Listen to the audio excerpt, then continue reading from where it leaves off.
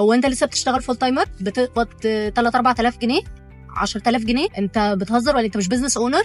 انت ما بتكسبش مليون دولار في الشهر؟ انت عايش ازاي يا اخي؟ نوع الفيديوهات ده انتشر بطريقه مستفزه، ان هو بيخلوا الناس تحبط من فكره انها بتشتغل فول تايمر في مكان او في شركه او في ايجنسي او whatever المكان اللي بتشتغل فيه.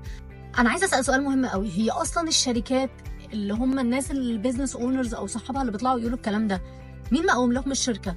ما هو الشخص الفول تايمر.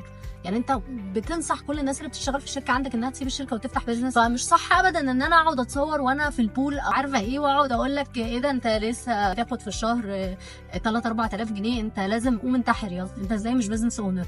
طب ما يا جماعه اصلا هي الايجنسيز اصلا في الاساس او الشركه اللي هو عاملها دي قامت بيك انت، فعمرك ما تحبط بالكلام ده. فحتى لو انت في يوم من الايام بتفكر تبقى بيزنس اونر لازم اصلا تعدي بالستيج دي، ولو ما عدتش بيها وطلعت بيزنس اونر على طول هتلاقي كميه مشاكل مش طبيعيه ومش هيبقى معاك اصلا الاكسبيرينس اللي تخليك تقوم المشروع. استنوني التبس الجايه واوعى تخلي حد يحبط.